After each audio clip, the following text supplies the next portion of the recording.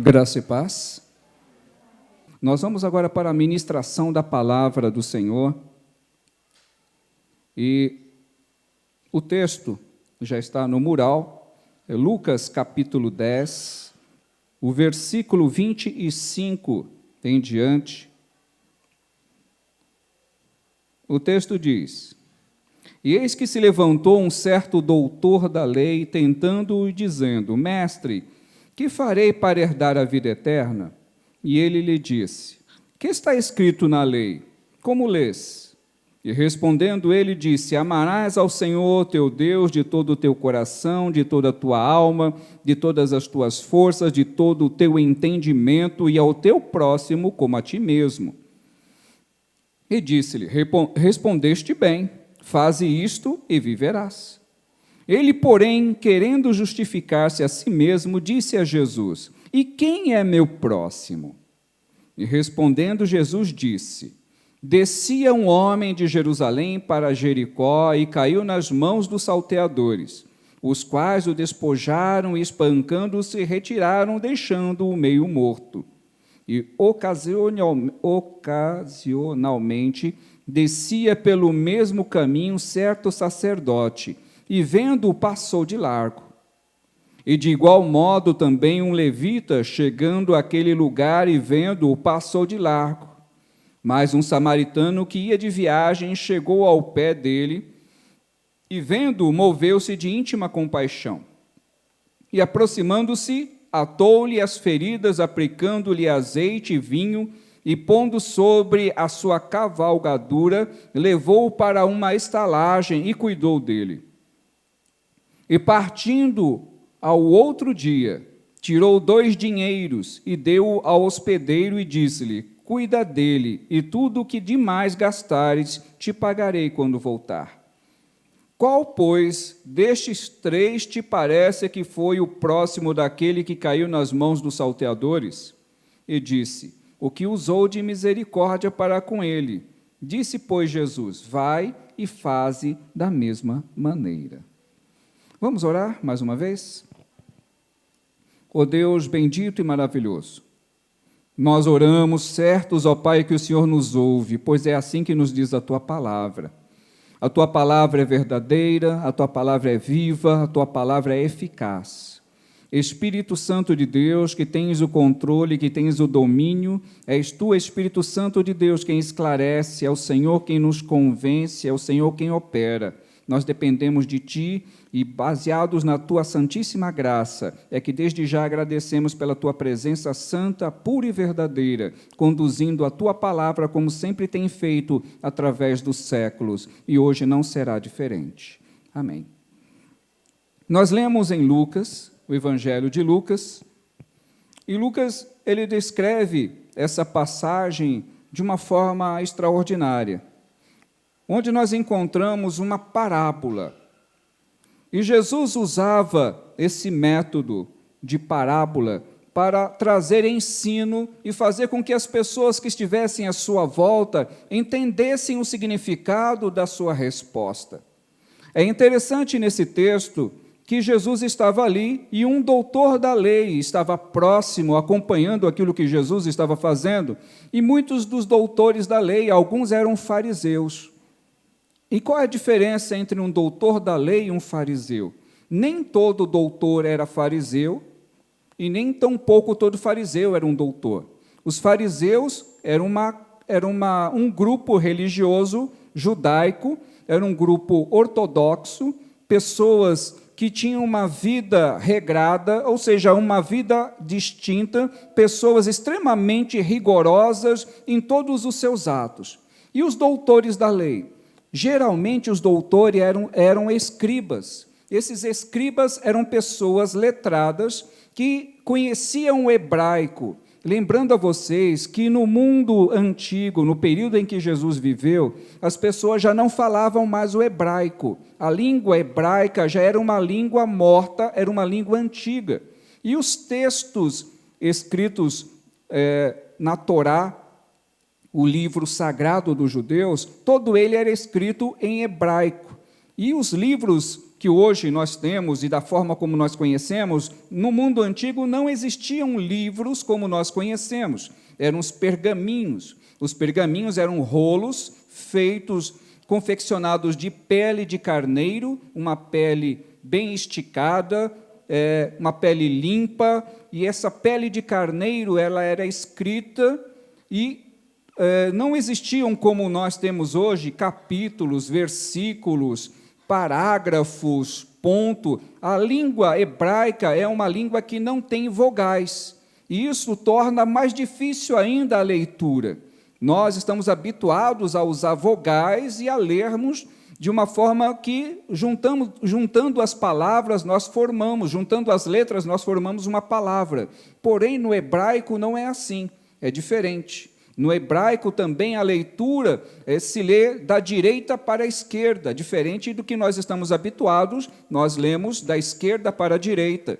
Então, muita coisa do que nós conhecemos e daquilo que se diz, é necessário que a gente faça essa recapitulação e mostrar para os irmãos esse conteúdo histórico, para que você entenda um pouquinho mais quando Jesus responde algo de uma forma como Jesus respondia.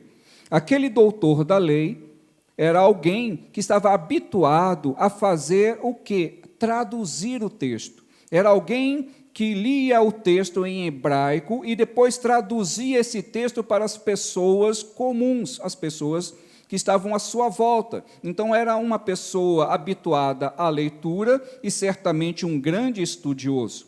Então, quando este homem interroga Jesus, ele interroga Jesus não querendo ou procurando saber alguma coisa na verdade. A intenção daquele homem era questionar se Jesus se comportava realmente como um mestre ou Jesus era um farsante, era alguém que estava enganando a população. Era essa a grande preocupação da grande maioria dos judeus ortodoxos, ou seja, dos judeus religiosos, porque as multidões acompanhavam Jesus, e Jesus instruía aquele povo, Jesus falava a respeito de Deus para o povo, e a grande preocupação dos religiosos é que Jesus estaria induzindo o povo ao erro, induzindo o povo a se desviar da verdadeira presença de Deus. Baseado em tudo isso que eu estou dando para vocês de introdução, podemos deduzir que a preocupação daquele doutor da lei era uma preocupação genuína. Era a preocupação de alguém que tem zelo pela palavra de Deus. Isso também pode acontecer no meio evangélico, quando surgem falsos profetas, quando surgem falsos líderes que deturpam a palavra, ou seja, que torcem a palavra, que leem um texto e por não conhecerem profundamente o texto, e muito menos as pessoas comuns, enganam as pessoas torcendo um texto quando o texto não está falando aquilo. E quando é que nós vamos saber? É por causa disso que Deus permitiu e permite que existam doutores, existam homens e mulheres que têm estudado. Graças ao bom Deus que existem em as faculdades teológicas, nessas faculdades teológicas nós aprendemos a língua hebraica, nós aprendemos o grego, para poder pegar um texto e usarmos de ferramentas para sabermos se isso procede. O que se aprende na escola comum, nós todos que passamos pela escola, nós aprendemos um pouco da história geral, história do Brasil, nós aprendemos matemática, aprendemos física, química, tudo isso que nós aprendemos é uma base para a vida profissional. E quanto no mundo espiritual, a Bíblia que nós usamos como base é a base da nossa fé, é a base da nossa prática. É por causa disto que no mundo inteiro, e principalmente no meio evangélico, se lê os textos bíblicos. E aquele que tem a primazia, ou tem a autonomia, ou tem a responsabilidade de ler um texto, é necessário que ele estude, para ter certeza de que não está falando algo absurdo, de que não está ensinando algo que a Bíblia não diz.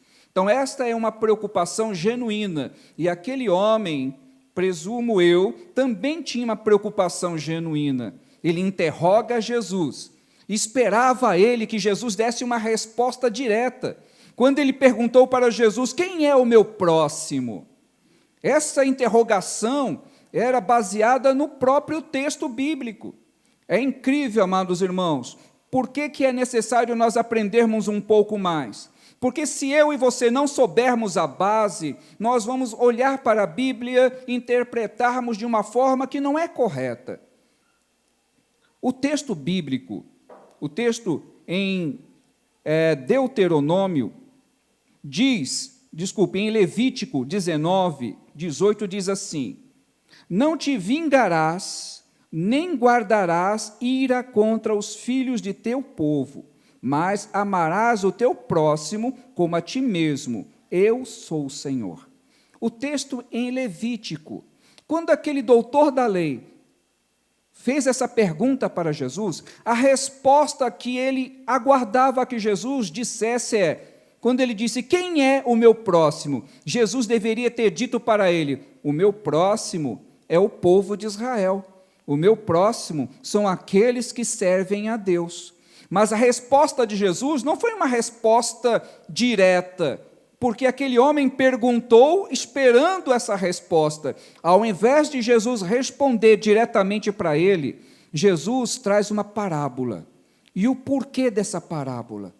Para que eu e você, para que nós entendamos que quando Jesus estava ali ensinando a palavra, o reino de Deus, a implantação do reino de Deus já havia ocorrido. E que venha a ser o reino de Deus. O reino de Deus que Jesus estava pregando é um reino que não é focado apenas no povo judaico ou no povo israelita, mas o reino de Deus foi proclamado sobre toda a terra para todos os povos. Então, quando Jesus, ao invés de dar uma resposta direta, Jesus começa a trabalhar, e trabalha o texto, e nós chegamos ao conhecimento do texto, e entender que quando Jesus diz para aquele homem, e termina de fazer a sua explanação, aquele homem que havia perguntado para Jesus: quem é o meu próximo? Ele mesmo dá a resposta.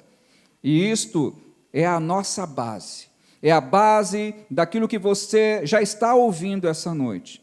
Entender que o propósito do Evangelho, que o propósito para o qual Jesus veio ao mundo, ele não veio especificamente para o povo israelita, para o povo judeu, mas ele veio para todas as nações, para ensinar o Evangelho, para mostrar que o reino de Deus já foi proclamado e que todo aquele que der ouvido à palavra de Deus, que receber Jesus Cristo como seu Filho único, esse faz parte do reino de Deus, esse faz parte desse povo, faz parte dessa promessa, e é isso que torna o Evangelho tão incrível, isso que torna o Evangelho tão magnífico, porque há muitas religiões espalhadas pelo mundo, centenas de religiões, mas nós só temos uma única religião, e essa única religião que fala a respeito de salvação, de vida eterna, de transformação,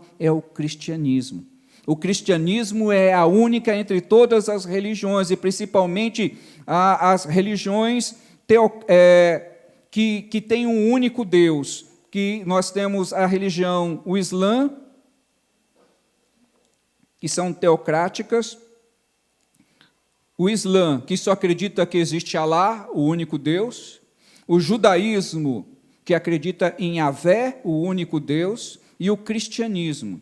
Tudo mais que está espalhado pelo mundo de religiões, cada uma dessas religiões criam vários deuses, vários senhores, e muitas religiões não falam de salvação, muitas religiões não acreditam no inferno, muitas religiões não acreditam na existência de um Deus único, e está espalhado pelo mundo muitas e muitas religiões e filosofias.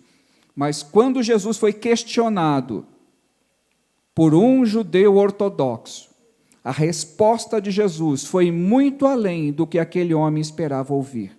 E a resposta do Espírito Santo para a nossa vida é essa mesma resposta. Quem somos nós? Qual é o nosso papel no reino?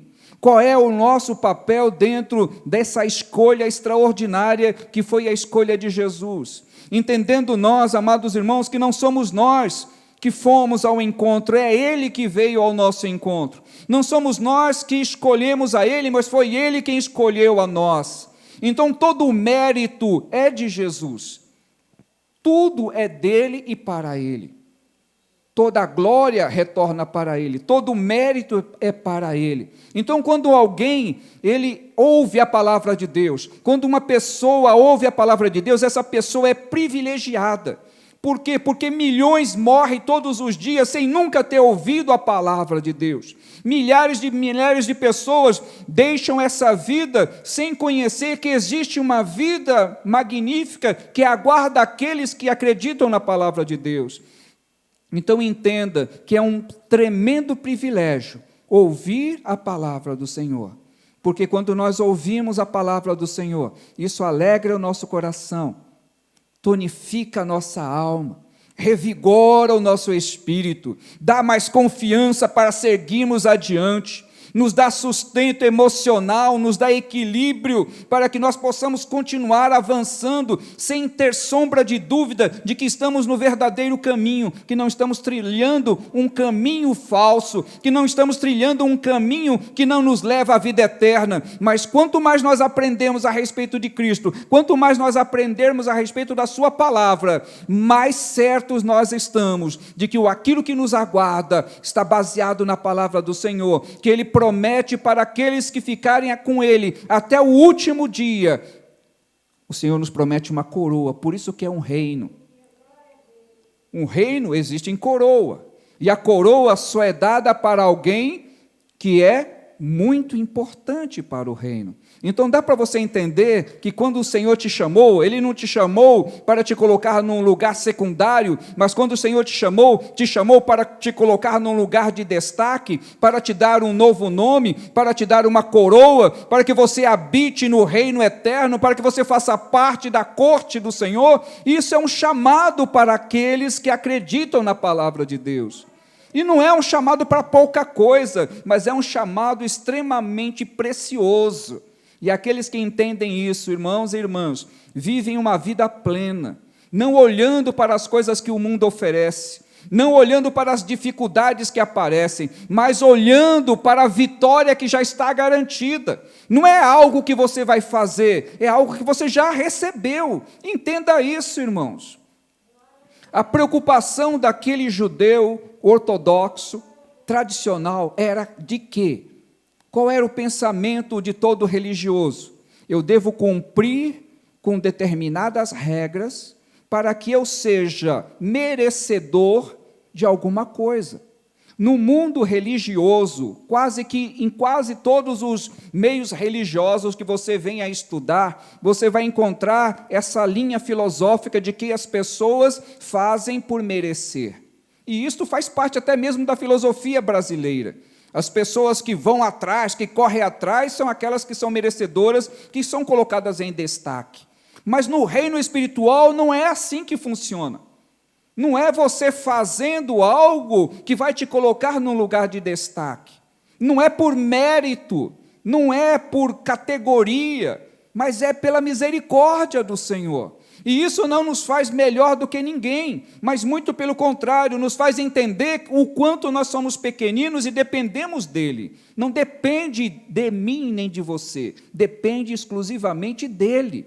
Tudo depende dele. Até mesmo para eu ter fé, para fazer a obra, vem do Senhor. Até mesmo para eu estar aqui, é porque o Senhor me conduziu. Até mesmo para nós abrirmos essa Bíblia e entendermos alguma coisa, é o Espírito quem instrui. Entende isto? Que não somos nós, mas é Ele em nós.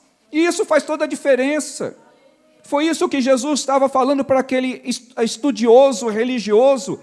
Ele entendia que ele deveria cumprir com todos os mandamentos, que aquilo faria dele digno. E Jesus estava mostrando para ele que aquilo não era suficiente. O fato de ser religioso não o colocava em um destaque. O fato de ser religioso não estava fazendo dele superior, mas muito pelo contrário. Porque quanto mais a pessoa conhece, ela é responsável pelos seus atos. Ninguém em sã consciência vai condenar uma criança se uma criança fizer algo de errado, mesmo que seja algo grave. Não tem uma condenação, porque uma criança não tem consciência de gravidade. Mas qualquer adulto, mesmo que ele não saiba ler nem escrever, isso não o exime da responsabilidade pelos seus atos. Por quê? Porque um adulto tem consciência. E da mesma forma, quando nós ouvimos a palavra de Deus, isso faz com que nós também sejamos responsáveis por preservar a palavra, sejamos responsáveis até mesmo pela nossa conduta. Por quê? Porque não tem ninguém que é inocente diante do Senhor. Nenhum homem, nenhuma mulher pode chegar diante do Senhor e falar que é inocente. Por quê? Porque não é só a questão de conhecer, mas é a questão de reconhecer. Foi isso que Jesus fez com aquele homem. Ele reconheceu que aquilo que ele imaginava que seria a resposta correta estava equivocado. Aquilo que Jesus conduziu a ele entender que era a resposta correta. E é isso que a Bíblia tem feito conosco. Entender que a generosidade é algo que deve fazer parte da vida do cristão. Ser generoso, cooperar, abençoar a vida de quem tem necessidade é nossa obrigação. Isso não faz de você melhor, não faz de você superior, mas eu e você, nós temos responsabilidades no mundo. E essa responsabilidade nós não podemos nos eximir, ou seja, eu não posso fechar os meus olhos e falar que eu não tenho nada a ver com isto. Não tem nada a ver com a minha vida, não tem nada a ver com a minha família, não é assim que funciona. As coisas não são dessa forma. E isto foi bem colocado por Jesus. Então, toda a congregação de Israel, entendendo a questão de abençoar a obra, assim como eu falei há pouco tempo com vocês, daquilo que é necessário fazer e deve ser feito, o próprio Deus, ele dá as condições. Quando Deus tirou o povo do Egito, era necessário que aquele povo contribuísse para que, durante a peregrinação, fosse construído o tabernáculo. O tabernáculo era um local que Deus determinou que seria um local onde Deus iria estar com a sua presença e o povo deveria adorá-lo. E para construir esse tabernáculo era necessário que as pessoas ofertassem ali ouro, pedras preciosas, muitas coisas que eram necessárias. O próprio Deus, quando tirou o povo do Egito, da forma como Deus conduziu a retirada do povo do Egito, os egípcios deram joias, deram ouro para os escravos israelitas quando saíram. E exatamente esse material que eles receberam, esse ouro que eles receberam, foi utilizado para fazer o ornamento do tabernáculo. Então, o próprio Deus conduziu os egípcios a abençoar a vida dos israelitas, e os israelitas não ousaram olhar para aquilo que eles receberam como se fosse deles. Eles pegaram todo o ouro que haviam recebido e deram na casa do Senhor, para que fossem feitos utensílios para o tabernáculo. Ou seja, Deus estava trabalhando no coração daquele povo, para que eles entendessem que é o Deus que fornece, é o mesmo Deus que dá. Então, nós não somos donos de coisa alguma. Tudo que nós, porventura, estamos fazendo uso é emprestado, é temporário. Na realidade, nós não temos nada. Nem a vida nós não somos dono de coisa alguma, porque nós não podemos garantir coisa alguma. E esse entendimento faz com que nós sejamos mais simples, faz com que nós entendamos o nosso significado nesse mundo. O evangélico, o cristão genuíno, não é uma pessoa que fica se achando melhor, mas é aquela pessoa que entende que ele está nesse mundo para servir. O verdadeiro cristão é o cristão que tem prazer em ajudar. O verdadeiro cristão é aquele que tem prazer em servir a obra, em estar conduzindo alguém aos caminhos da verdade. É alguém que tem prazer em fazer a obra de Deus, porque ele entende que ele está sendo abençoado quando ele serve. Enquanto que o mundo prega que as pessoas boas, que as pessoas que estão em evidência devem ser servidas, no mundo espiritual, aquele que quiser ser o maior, que seja o menor. Aquele que quiser ser o maior no mundo espiritual, que sirva. Olha a evidência do mundo espiritual. Contradiz o mundo material. No mundo material, as pessoas devem ser. E no mundo espiritual, as pessoas devem servir. Isto que a Bíblia nos faz entender. E Jesus usou de uma forma esplêndida, colocando personagens nesse episódio que ele conta. Jesus colocou 3 personagens. Ele coloca, primeiro personagem, ele diz que um homem descia de Jerusalém para Jericó. Presume-se que, da forma como Jesus descreveu, a cidade de Jerusalém era a cidade onde existia o templo, onde as pessoas iam para adorar. Então, dentro dessa parábola, dá-se a entender que aquele que estava vindo de Jerusalém provavelmente tinha ido a Jerusalém adorar. Então, poderia ser um judeu. E Jesus diz, aquele homem descia de Jerusalém e ele foi acometido, ele foi assaltado, bateram, judiaram do homem, deixaram quase morto. E Jesus diz, e passou por ele primeiro um sacerdote. E o sacerdote passou, olhou, não desceu da sua montaria e seguiu o seu caminho. Posteriormente veio um levita. O levita passou, olhou e viu o homem caído, mas também não parou e seguiu o seu caminho. E posteriormente veio um samaritano. E Jesus disse, o samaritano olhou e teve misericórdia daquele homem que estava caído. Aquele samaritano pegou aquele homem, colocou vinho na ferida, colocou óleo na ferida, pegou aquele homem, colocou sobre a sua montaria, levou até uma estalagem, pagou ali a estalagem e disse ao dono da estalagem, olha, eu vou retornar, eu vou deixar 2 dinheiro para você, para as despesas desse homem, mas eu retorno aqui, tudo aquilo que ele gastar, quando eu voltar, te pagarei. Jesus fez essa colocação e depois perguntou para aquele estudioso, qual desses foi o próximo daquele homem? E o estudioso disse, aquele que teve misericórdia. E Jesus disse, vai e faz o mesmo. Parece uma coisa tão simples, né? Tão básica. Quando Jesus pega e usa o personagem sacerdote, o sacerdote era alguém especial na religião judaica. Era uma pessoa que estava ali no templo, que oferecia os holocaustos, ou seja, oferecia o sacrifício. Era alguém importante e alguém que a sociedade olhava para aqueles homens com bons olhos. Mas, segundo a colocação de Jesus, aquele homem, por ser religioso, ele não poderia tocar em um morto.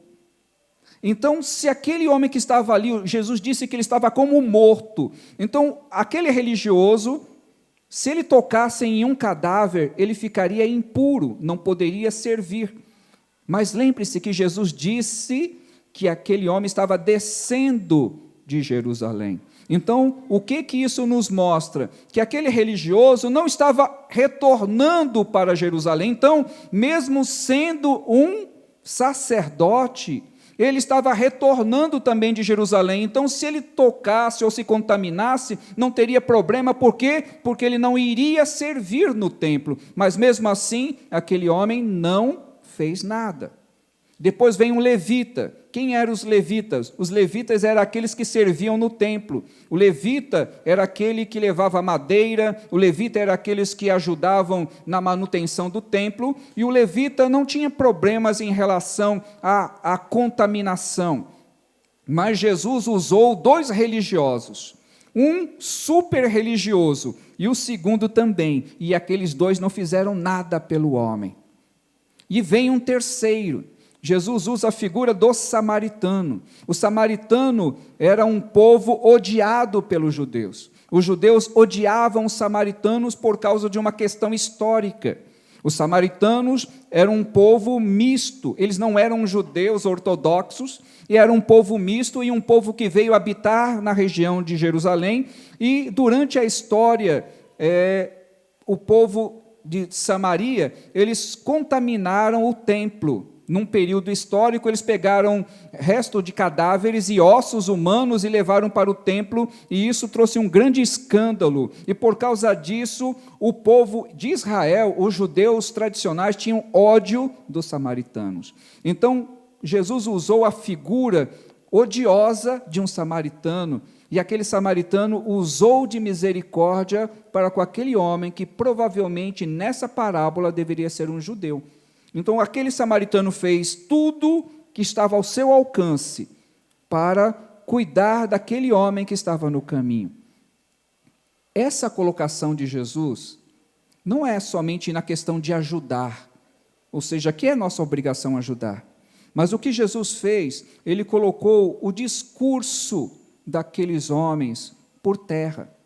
Ou seja, amar a Deus sobre todas as coisas e o próximo como a ti mesmo. Jesus estava mudando a perspectiva da visão deles, de que para eles o próximo era alguém que fosse judeu como ele, ou fosse da família dele. E Jesus mudou aquela mentalidade, colocando o próprio israelita ortodoxo para declarar que o próximo era aquele que ajudou.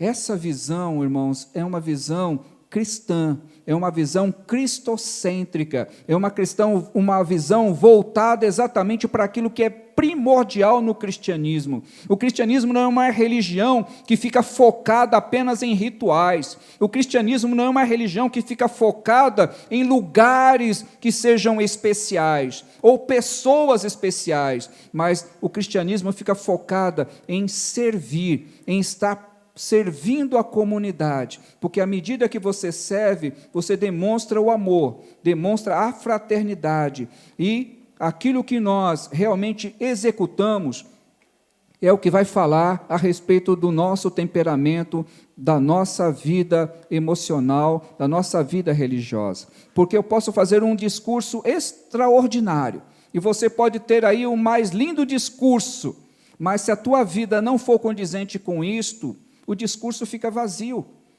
Para que o meu discurso e o teu discurso ele tenha valor, a minha vida tem que ser condizente com o discurso. E ser cristão não é apenas ser um religioso que cumpre com rituais. Ser cristão não é apenas estar na igreja todos os domingos. Ser cristão é muito mais do que frequentar uma igreja. Ser cristão é muito mais do que fazer rituais evangélicos. Ser cristão é olhar para as vidas que estão aí fora com olhar de amor. Não apenas olhar como se fossem diferentes ou indiferentes para nós, mas entender que o amor de Cristo é o amor que nos constrange. E a igreja verdadeira é a igreja que serve. O cristão verdadeiro é aquele que serve a sua comunidade, é aquele que serve a Cristo. Então, amados irmãos e irmãs, entendamos o chamado do Senhor Jesus. O mundo está repleto de religiosos, mas o mundo tem carência de pessoas verdadeiramente cristãs. A comunidade precisa de você. As pessoas precisam de ajuda. As pessoas precisam de uma palavra amiga, as pessoas precisam de alguém que o auxilie, e isso vai fazer toda a diferença. A minha vida e a tua vida vão fazer diferença para a comunidade, vão fazer diferença dentro da família, e você pode ser um ganhador de almas, sem mesmo ter que ficar pregando. Se a tua vida for uma vida condizente com o cristianismo, se a tua conduta for uma conduta condizente com aquilo que você diz e declara, as pessoas vão olhar para você e vão ver Cristo em você. E aí muitas pessoas vão querer imitar a você, saber onde que você frequenta, porque a tua vida vai ser uma declaração plena do amor que você tem pelas pessoas que estão próximas a ti, porque não adianta nada fazer discurso que ama a Deus e negligenciar aqueles que estão próximos. Fazer discurso que adora os irmãos, mas não estar nunca próximo aos irmãos. Fazer discurso que ama a família, mas nunca está próximo da família, são discursos vazios. E Jesus quebrou o discurso daquele religioso, quando ele teve que admitir que o próximo é aquele que serviu. Que a minha vida e a tua vida também seja assim, pautada por servir, por estar a serviço da obra de Deus. Não apenas a serviço da comunidade, não apenas a serviço da tua família, mas servir a Cristo como um todo. Para que o Evangelho ele seja proclamado, é necessário homens e mulheres com o coração transformado. Para que a palavra de Deus seja uma palavra respeitada, precisa que os cristãos também respeitem o Evangelho e façam com que o Evangelho seja bem visto pela sociedade. E essa é a obrigação de cada um dos cristãos, fazer com que o nome de Cristo seja proclamado, que o nome de Cristo não seja ridicularizado por nossa causa, que o Evangelho não venha a ser pisoteado por causa da minha conduta ou da tua conduta, mas que o mundo possa ver Cristo em nós, porque Cristo fez a diferença, e todos aqueles que amaram a Jesus também fizeram a diferença no mundo. Que a minha vida e a tua vida seja assim, plena da vontade do Senhor. Amém?